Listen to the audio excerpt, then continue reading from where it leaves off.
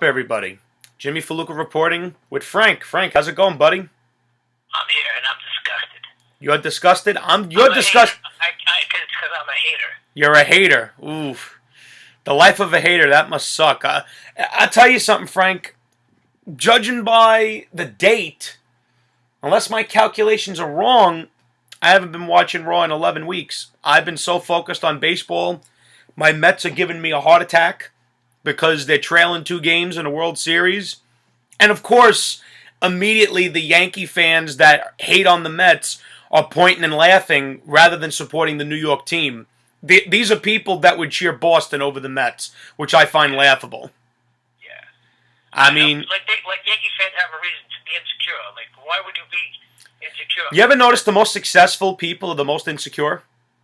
Yeah, well, it's because they're just afraid of losing that spot. No. The Mets would have to win a significant amount of championships in order to take the Yankees' spot in history. I don't know why. It'll take another 100 years. Exactly. So I don't understand what the hatred towards the Mets are. I mean, not for nothing. Aside from Cespedes and Harvey, they're a very respectable bunch of guys, Frank. Yeah. You know, you look at guys like Syndergaard and DeGrom and Conforto and Darno. They're damn good at what they do, and they love the sport. How do you not respect the fact that they love the sport and they kill themselves when they go out there? Yeah, it's I guess it's a little jealousy and insecurity, but it's funny when the Yankees do good, Mets fans always support. I mean, I'll put it to you this way. I'll put it to you this way. I watch several different forms of sport. I'm a hockey fan. I'm a diehard Islanders fan, just like my dad is. But if the Rangers are playing another team that is not the Islanders, I will cheer like crazy for the Rangers. I don't give a shit. You're a New York fan, right? Exactly. I'm a New Yorker. The only organization I have had a hard time cheering for is the Jets.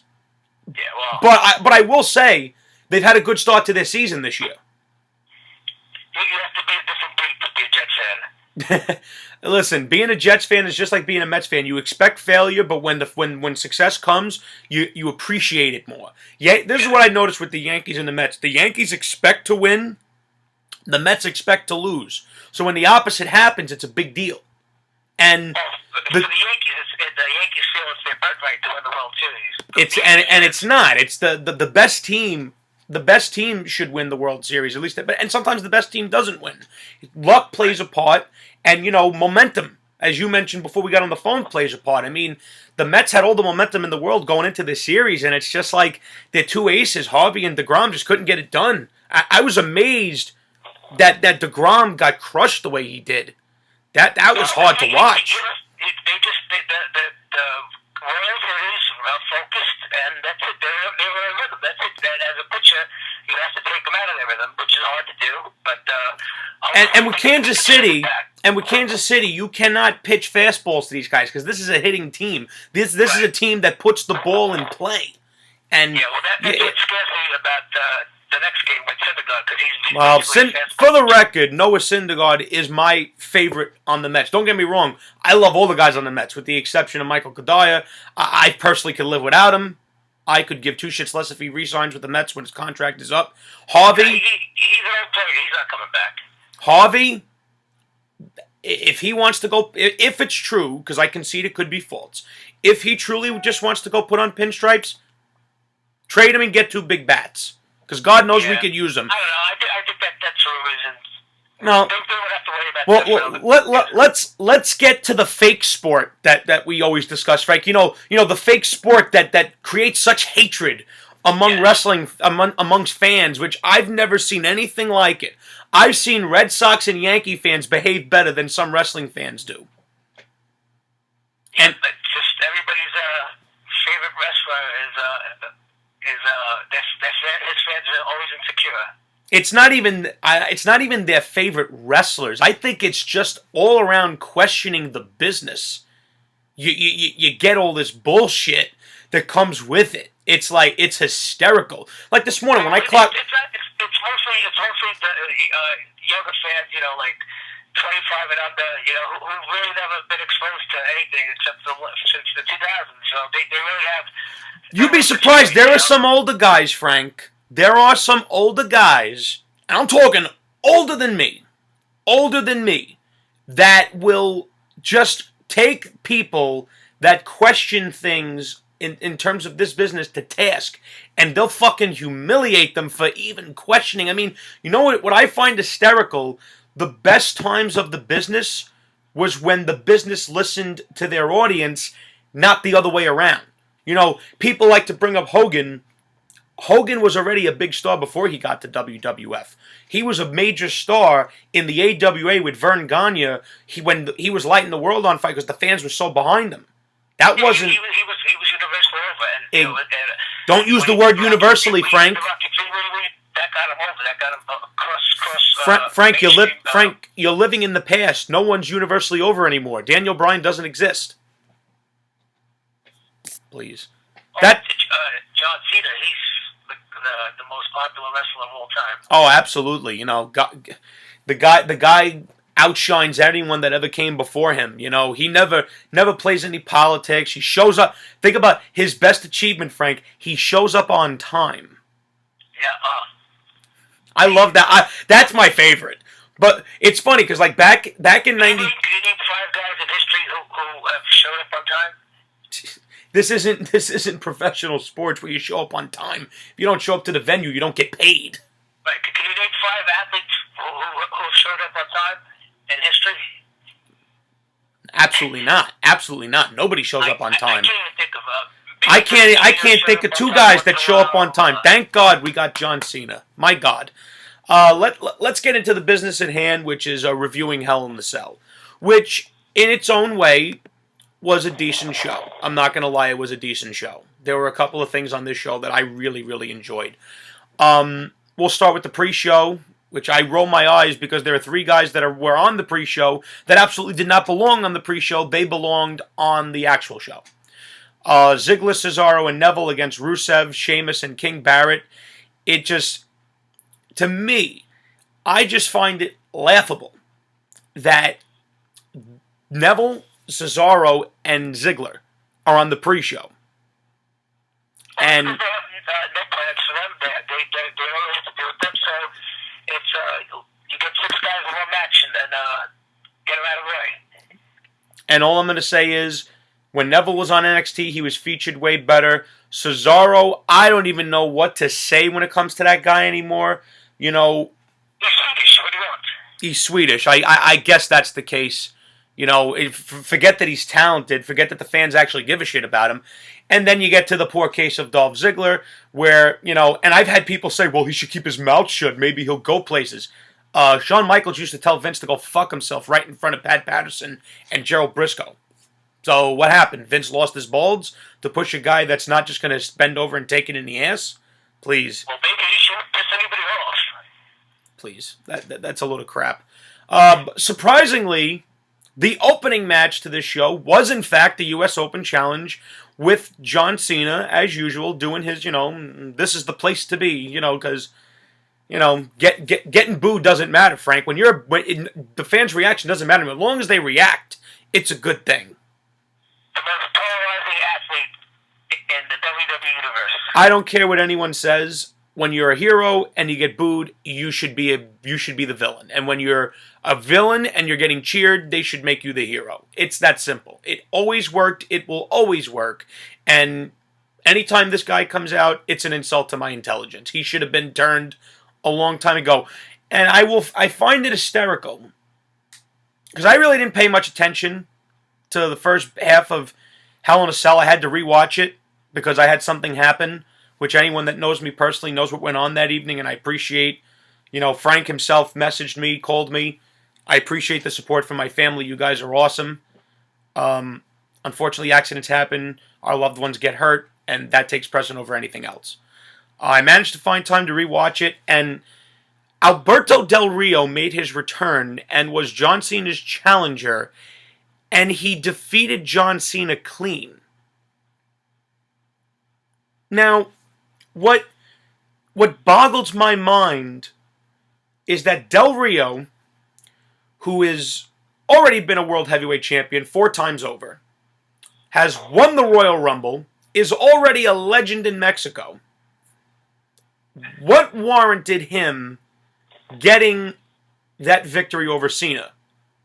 That's the question that I've been going over again and again. You know, because I'm naming. It's easy. The WWE is desperate for a Latino star because they have a big Latin audience, and that's why they swallowed their pride and re-signed them. I don't mind that he was re-signed because he's a good wrestler, but Yeah, that's basically it. They are always desperate to have a big. I'm so. I guess I'm in the wrong. I've been told lately, Frank. I'm thinking in the past. I'm thinking about making new stars, guys that could actually do something with that.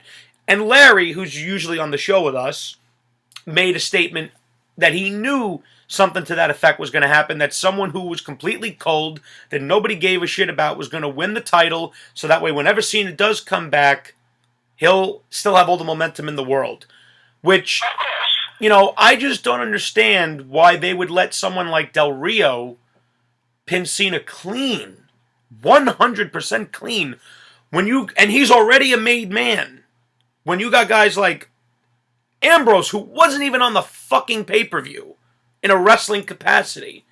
Someone like Cesaro, who has more than proven his worth. Neville, who is pound for pound probably one of the best athletes in the world, and the one that's buried beyond buried, fucking Ziggler. It just, to me, and then of course I got the you're actually complaining that Cena lost the match? You're never happy. No, see, that's where most people don't understand my gripe.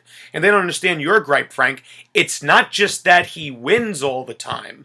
It's the fact that he goes over on guys that need the push. Right, they need the rope. Exactly. And their rationale is just wrestling Cena is a rope.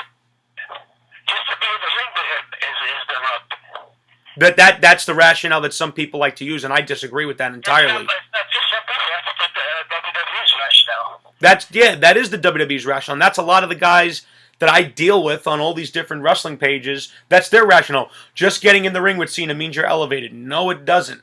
No, it doesn't. The Undertaker would not have been elevated by Jimmy Snuka if he didn't defeat him. Exactly. I'm sorry. That's just the case. The Brock Lesnar wouldn't have been elevated if he didn't defeat The Rock at SummerSlam 2002. You could even say the Undertaker when he beat Hulk Hogan. Undertaker, yes, and I'm very happy you brought that up, Frank, because when Hulk Hogan beat The Undertaker at Tuesday in Texas, did Hulk Hogan drop the boot and the leg drop on him? Now, can you imagine the history if Hulk Hogan would have just, it would have been another regular match, you know, Undertaker would have beat him up, and Hulk would have hulked up, and dropped the leg, and he would have beat If it was today, with the WWE's mindset now, Hogan would have just booted him and leg dropped him, and Taker would have lost all that momentum. Guess what they did, ladies and gentlemen? They created an all-time legend. They protected The Undertaker in defeat. Something they did not do with Bray Wyatt. Something they didn't do with Rusev. Something they didn't do with Kevin Owens. Something they didn't do with any of the guys that Cena's beaten in the last 10 years. No one's been protected. The only one that's been protected is him. And that's why, to me, he's not a main eventer. Because in my mind, you shouldn't have to protect the top guy so much. The reason he is a top guy is because he could withstand anything. And maybe the reason John Cena isn't the top guy that his followers that I catch all this bullshit from claim is because they have protected him so much. But we'll get into that later. Del Rio beat him clean. And I was shocked. I'm like, really? Of all the people you have, you chose him. No, okay, that makes a lot of sense. Eye roll. To me, that was a complete waste because... Well, again, like I said, I told you, that's why they swallowed their pride and re-signed him, because they need a Latino star. Just because he's a Latino doesn't justify him going over on Cena. They should have... They wasted a clean victory that probably won't get for another 6 months. Because Cena doesn't do a lot of clean jobs, unfortunately. Unfortunately for the younger guys, he does not do clean jobs that much. And I'm amazed that no one made it. I was amazed that none of the commentators made any excuses. Because that's one of the first things that always follows a Cena loss. An excuse, or they try to soften the blow for him, because he can't withstand it. 15-time world champion, he can't withstand a clean loss. Undertaker lost his friggin' 21-year undefeated streak. He wasn't fucking hurt. Did it annoy me? Yes. But was the Undertaker character hurt? No, because he could withstand it. Next we had what was the match that followed? It was Roman Reigns and Bray Wyatt in a Hell in a Cell match. It was a good match. May have been the match of the night. I thought that these two were innovative. They killed each other in that match. I loved the match. Not going to lie, Frank. I'm not going to say it was a great match because it wasn't a great match. It was a good match. It was a very good match. I would suggest anyone that wants to know what a Hell in a Cell match should be like to watch that match because it was brutal. But the wrong guy went over. All due respect to the big guy Roman. I like him. I see a lot of potential in him. But Bray Wyatt needed that victory. No one's going to tell me otherwise. And the case I will make is, I have no shame in saying this, even though I'm a fan of all the Wyatts, they're losers. Because they always lose when it counts the most. Bray Wyatt lost to Cena. He got destroyed after getting a victory off of Jericho single-handedly, him and his two cronies. He loses to The Undertaker. And now he's lost to Roman Reigns. I can't even bring up the Shield victory he got at Elimination Chamber last year, or the clean victory he got over Daniel Bryan, which was probably his best match, because right after he got those two victories, he ate the AA at WrestleMania, and all that momentum was poof, gone. The Wyatts... That's the highlight of his career so far, beating Daniel Bryan. Yes, it is, and it's a big victory for him because he beat the most over guy in wrestling in the last 10 years. But they did that just to make him look strong enough to where he could be in the ring with Cena and get beat. Right, exactly. And that's why Bray Wyatt is a loser. The role of the bridesmaid. He's gonna. They tricked the audience to think that he's a big strong guy and he's powerful. He always loses when it counts. Could you imagine if The Undertaker was booked the way he's been booked in these big-time feuds? Could you imagine the damage it would have did to him in 92, 93, if that's the way he was booked? We wouldn't be talking about The Undertaker. But Frank, I'm just being a hater. I'm not in the business, so I don't have any right to say this. Jimmy, you always complain. What can I tell you? I'm just calling what I see. The guy loses every major feud that he's in, whenever it counts the most. And everyone knows I worship the ground that Mark Calloway walks on. Bray Wyatt should have beat The Undertaker at WrestleMania.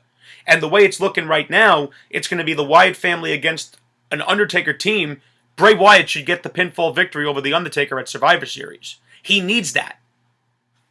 Sorry. You build the future by making them win major matches, not by beating them clean by the establishment. See, now, I guess I really can't complain about Roman beating him because Roman and Bray Wyatt are on equal footing. They're from the same generation. But Cena and Undertaker had no business beating Bray Wyatt. None. And everyone knows I love Taker. He had no right beating Bray Wyatt at WrestleMania. The streak was already dead. It would have did no damage to The Undertaker. What did you think of the Roman Reigns Bray Wyatt match? What's that again, Jimmy? What did you think of the Roman Reigns Bray Wyatt match? Well, they both have great chemistry together. They're very physical with each other. And, Yes. they are, I think that's a future main event. Absolutely. My favorite podcaster said many times that the Rock and Austin, Cena, CM Punk, Bray Wyatt, and Roman Reigns are those two guys. I just hope that they revisit the feud and Bray Wyatt gets the final victory of that program, because you got to book them even. In that sense, Bray Wyatt's got to look as important and as strong as Roman does. That's my only gripe. Next, we had the New Day versus the Dudleys. I really enjoyed this. I enjoyed the New Day's tactics. They're great heels. I think they're getting a little too ridiculous now with the unicorn shit. I don't know. They're acting like they're getting too silly. I understand where that might annoy a lot of people. Me, I just find them very entertaining. No, they can be, but they're just, it's like they're getting too silly now. I think the T-shirt with the unicorn's kind of stupid, personally. I like the bird symbol that they had as the T-shirt. I actually considered getting that one.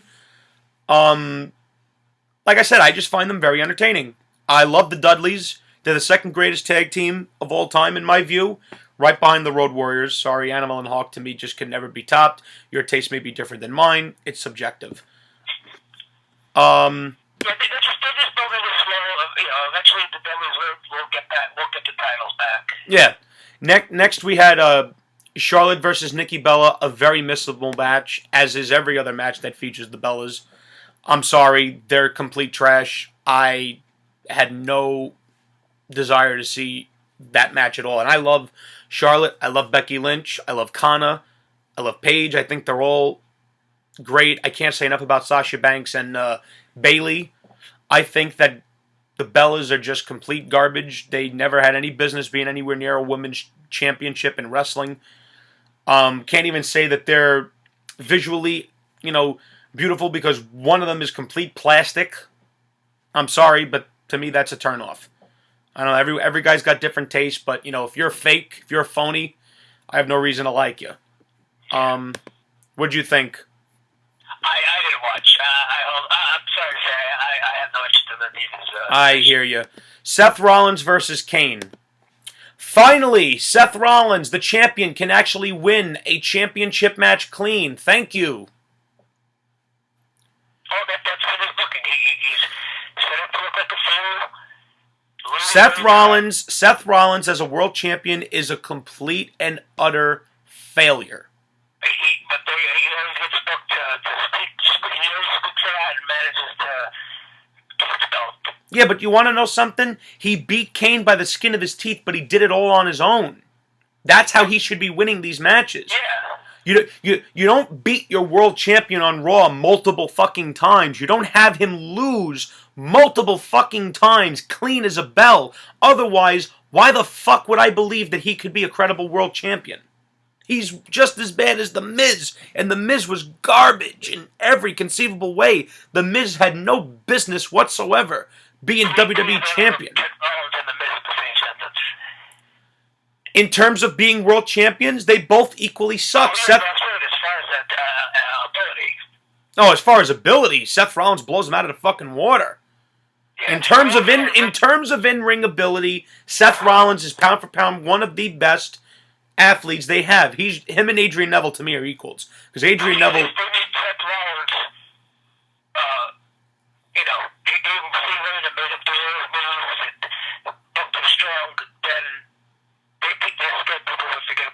That's what it's always boiled down to Cena. And I know it sounds like a hater and a conspiracy theory, but that's the truth.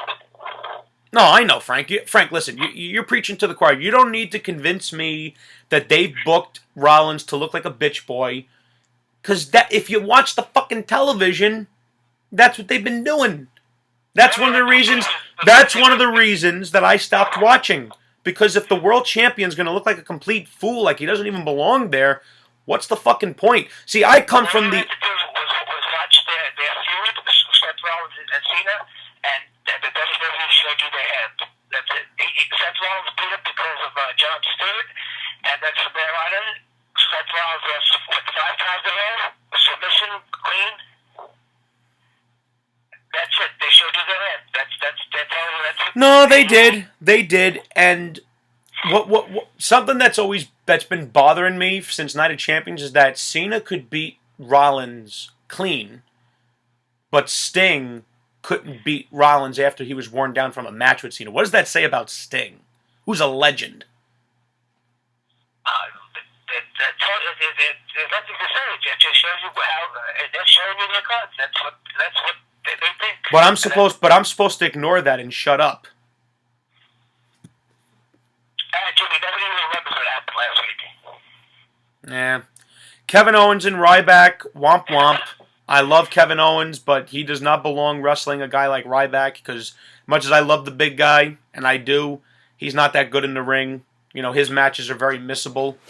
I'm glad Kevin Owens is the Intercontinental Champion because I think. Let me just do that such a thriller match. They wrestled for 6 minutes, 11 minutes. Ryback, he's a one-trick pony. He can't call you a match. Ryback and Kevin Owens, according to the information I'm looking at here, they got 5 minutes and 35 seconds of ring time. Yeah, it was a thriller match. You can't have a classic in 5 minutes. I'm sorry, and maybe they could have done a better job if they were given more time. But I was happy that Roman Reigns and Bray Wyatt got the most ring time. That's a step in the right direction, giving the younger guys the most ring time. Yes, at least they did something right. And then They did a couple things right on this show. Kevin Owens retained, The New Day retained, Bray Wyatt and Roman Reigns had a kick-ass match, exactly what a Hell in a Cell should be. The only issue I had with that match was who went over, and honestly, I guess I could deal with it. I'm so used to Bray Wyatt losing in these major matches, it almost doesn't faze me anymore. I just feel bad for the guy. How is the viewing audience supposed to take Bray Wyatt seriously if all he does is lose? Well, at least they gave him something the night after they made him carry out the Well, Undertaker. and then we'll get to that. Brock Lesnar and the Undertaker. Another match. I had no problem with any of it. The finish included. Undertaker and Brock Lesnar went out there and they showed you exactly what a fucking Hell in a Cell match is supposed to be. I don't care what anyone says. PC era, PG era, bullshit era, we have no dicks era. That is what a Hell in a Cell match is supposed to be. There's supposed to be buckets of fucking blood. There's supposed to be weapons. There's supposed to be guys getting their asses kicked inside the cage. Right, but they promoted it as the most brutal match in existence. And then you have the doctor coming in every 5 seconds. Oh, God. I got so sick and tired of that. I was hoping... I had my fingers crossed that Brock would just F5 the fucking doctor. Like, really? This is a cage match. A cage match is supposed to be a massacre. I'm sorry. Does that make me... How much it makes them look like police. Like, you got this, a fucking, former UFC heavyweight champion, and the doctor, right in his face every 5 seconds. Would you ever see a doctor come in the octagon every 32 minutes and wipe the blood off one of these guys' faces? Not while the fight's going on, only when the round is over. Exactly. But there's no rules in wrestling. And apparently Vince was pitching a bitch fit over the blood. Oh my God. Tell Vince to find the balls that he cut off when Benoit killed his family and put them back on. Yeah, he probably find them and stuff. They're probably down Kevin fucking Dunn's mouth. Fucking jerk off. If you're going to promote it as the most brutal match, why even have the Hell in a Cell? Just don't even have the Hell in a Cell. If you're not going to have blood. Exactly. I think that cage matches... It's not even the cage match in general. It's the blow-off chapter of the rivalry. Like Seth Rollins and Dean Ambrose, for example, from last year. Seth Rollins should have been bleeding like a fucking sin. That's a Hell in a Cell match. That's the blow-off to a major rivalry. I don't think that blood and mass violence should be every week. Not even every month. Not even every month. Not even every 2 months. But when you're in the middle... Once or twice a year is fine. But it's not even that, Frank. Once or twice a year, that's bullshit. When you're in the middle of a major rivalry that's gone on for months and months and months, and you're blowing this thing off, you gotta deliver. Right, it's gotta be shocking. It makes it memorable. Like, wow, it's like, okay, let me use an example. The Undertaker and Randy Orton, one of my favorite rivalries from 2005, and 2005 had a bunch of them. Triple H and Batista, Triple H and Orton, Shawn Michaels and Kurt Angle, tons of great rivalries. Undertaker and Randy Orton stood out to me because it started at WrestleMania 21, which was, I don't know if it was March or April, but it culminated in December at Armageddon, inside Hell in a Cell. Undertaker and Randy Orton had a match at WrestleMania, a match at SummerSlam, a match on SmackDown, a handicap casket match with Bob Orton Sr. and a Hell in a Cell match. They had 5 matches that were televised. Only in the last match did Orton and The Undertaker bleed. That's how you culminate a rivalry. You save the rough stuff for the final chapter. I don't think that's asking much. You know, they're men. They should be allowed to fight like men, especially in a cage. Anyone knows that when steel meets skin, skin loses every time. You're not educating the children by saying, oh, you could hit a steel cage and you're not going to bleed. You're dumbing them down, if anything. It's just a sign of the times. Yeah, and that's something we're going to have to get into in the next segment. Frank and I went a little longer on the sports than we intended, but hey, it's a good change of pace. We're testing the waters for when our podcast hits in the spring, right? Aren't we, Frank? Yeah, we'll touch on everything. That will touch on a lot of different things. We're actually looking very much forward to that. Frank and I are done with this segment, but we'll be right back discussing the latest of the Monday Night Raw ratings.